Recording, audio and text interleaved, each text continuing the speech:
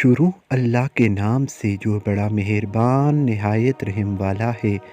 حضور اکرم صلی اللہ علیہ وآلہ وسلم نے فرمایا، قسم ہے اس ذات کی جس کے قبضے میں میری جان ہے، اگر شوہر اپنی بیوی کو ہم بستری پر بلائے تو بیوی شوہر کے پاس جانے سے انکار کرے تو اللہ تعالیٰ اس بیوی سے اس وقت تک ناراض رہتا ہے جب تک وہ بیوی اپنے شوہر کے پاس چلی نہ جائے، جب تک کہ شوہر اپنی بیوی سے راضی ہو جائے۔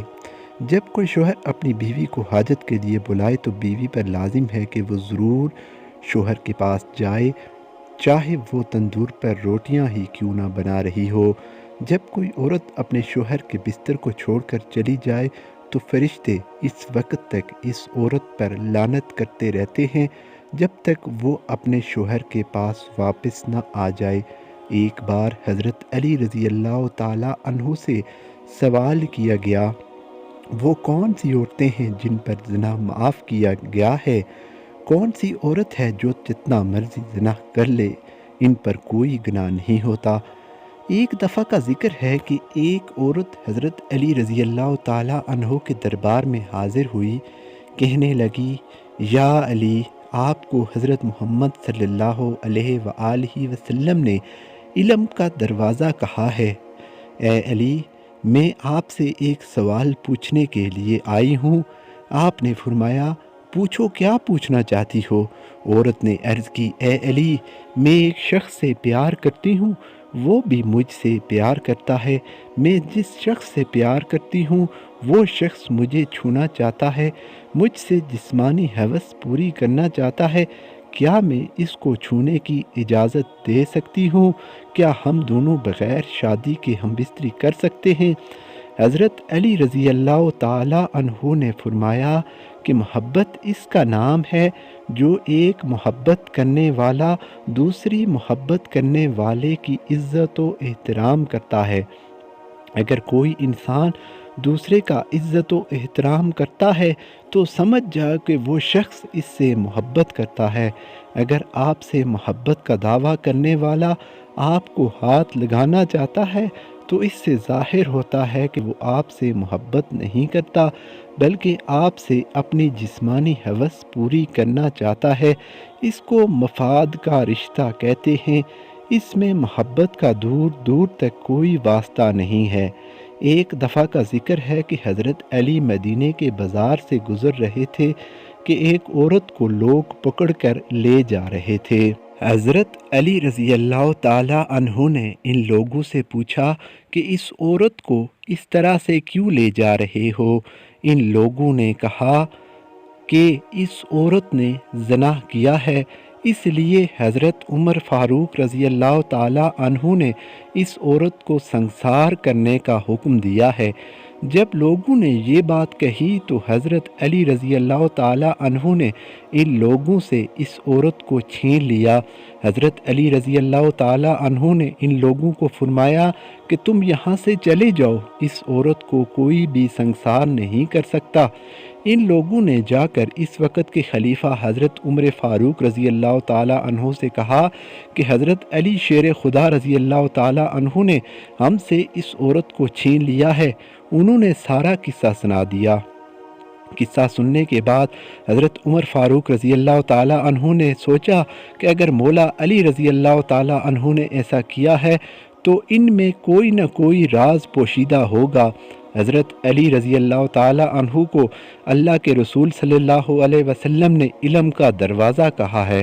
حضرت عمر فاروق رضی اللہ تعالیٰ عنہ نے سوچا کہ اس میں ضرور کوئی نہ کوئی وجہ ہوگی۔ حضرت عمر فاروق رضی اللہ نے اپنے ایک غلام کو حضرت علی رضی اللہ تعالیٰ عنہ کے پاس بھیجا کہ حضرت علی رضی اللہ کو بلا کر لاؤ۔ جب حضرت علی رضی اللہ تعالیٰ عنہ آئے تو حضرت نے فرمایا، اے علی، آپ نے ایک زانی عورت کو سنسار ہونے سے کیوں روک دیا؟ اس میں کیا راز چھپا ہوا ہے؟ حضرت علی رضی اللہ تعالیٰ عنہ نے فرمایا، اے عمر، آپ کو یاد نہیں کہ حضرت محمد صلی اللہ علیہ وسلم نے فرمایا تھا کہ 3 قسم کے لوگوں کے گناہ فرشتے نہیں لکھتے؟ ان لوگوں کے گناہ نہیں لکھے جاتے۔ ایک وہ لوگ جو سوئے رہتے ہیں، اگر وہ سوتے ہوئے اس آدمی کے ساتھ کوئی فعل ہو جائے تو آدمی پر کوئی گناہ نہیں۔ دوسرا، وہ بچہ نابالغ ہوتا ہے، جب تک وہ بالغ نہیں ہو جاتا اس کے گناہوں کو نہیں لکھا جاتا۔ تیسرا، وہ جو دیوانہ اور درویش ہو، جس کو دنیا کی کوئی خبر نہ ہو۔ حضرت عمر رضی اللہ نے کہا، اے علی، مجھے یاد آ گیا ہے، یہ سب کچھ آپ نے ٹھیک کہا ہے۔ اس کے جواب میں حضرت علی رضی اللہ تعالی عنہ نے فرمایا کہ اے عمر، اس عورت کو کبھی کبھی پاگل پن کے دورے پڑتے ہیں۔ ہو سکتا ہے کہ جس نے بھی اس عورت کے ساتھ زنا کیا ہو، کسی نے اس کے پاگل پن کا فائدہ اٹھایا ہو، کیونکہ یہ عورت چیخ رہی تھی کہ یہ گناہ اس نے نہیں کیا۔ حضرت علی رضی اللہ تعالی عنہ کی یہ بات سن کر حضرت عمر فاروق رضی اللہ تعالی عنہ نے اس عورت کو چھوڑنے کی اجازت دے دی۔ ایک دفعہ ایک فقیر حضرت علی رضی اللہ تعالی عنہ کی بارگاہ میں حاضر ہو کر کہنے لگا، یا علی، میں کافی دن سے بھوکا ہوں، میں نے کافی دن سے کچھ نہیں کھایا، آپ مجھے کچھ کھانے پینے کے لیے دے دو۔ حضرت علی رضی اللہ تعالی عنہ نے اپنے بیٹے کو فرمایا کہ بیٹا، گھر جا، اپنی ماں سے پوچھ کر آؤ کہ گھر میں کچھ کھانے پینے کے لیے ہے۔ حضرت علی رضی اللہ تعالی عنہ کا بیٹا گھر میں ماں کے پاس گیا۔ اس نے ماں سے پوچھا، ماں جی، بابا جان فرما رہے ہیں کہ گھر میں کچھ کھانے کو ہے۔ تو کہا گیا، بیٹا، اپنے باپ سے کہو کہ گھر میں 5 درہم پڑے ہیں۔ بیٹا ماں سے پوچھ کر بابا کے پاس آ گیا۔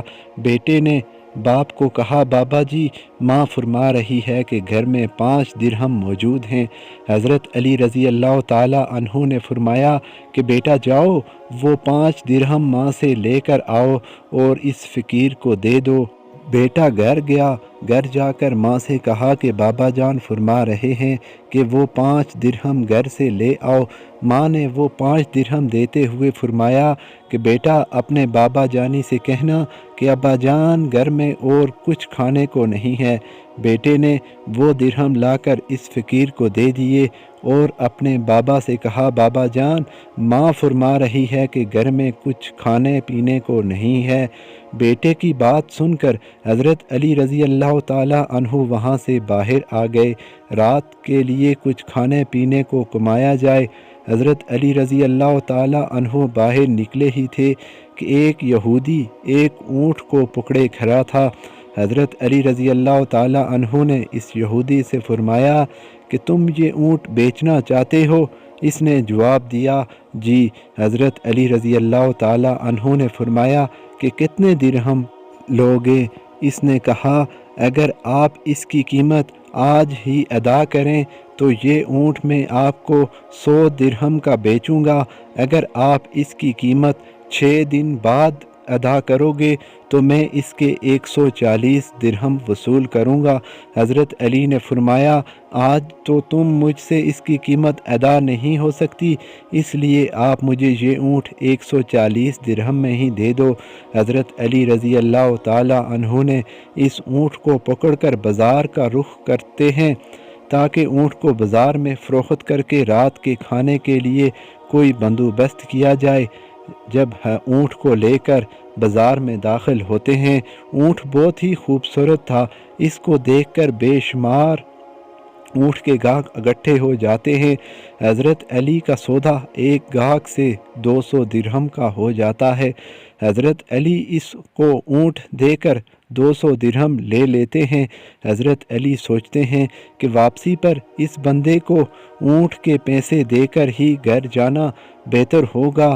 آپ رضی اللہ تعالی عنہ اس بندے کے پاس چلے جاتے ہیں۔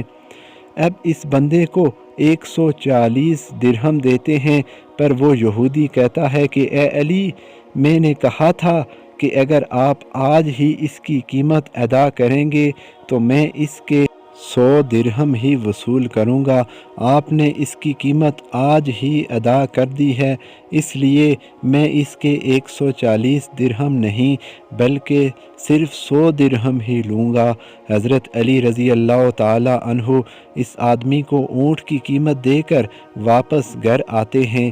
حضرت علی کی بیوی حضرت فاطمہ الزہرا رضی اللہ تعالی عنہ یہ دیکھ کر حیرت زدہ ہو جاتی ہیں۔ وہ کہتی ہیں کہ گھر میں تو 5 درہم تھے جو آپ کے کہنے پر اس فقیر کو دے دیے گئے تھے، لیکن اب یہ درہم کہاں سے لے کر آ گئے ہیں؟ حضرت علی فرمانے لگے، رزق انسان کو اس طرح تلاش کرتا ہے جیسے موت مرنے والے کو تلاش کرتی ہے۔ اگر ویڈیو پسند آئی تو لائک، کمنٹ، سبسکرائب ضرور کریں۔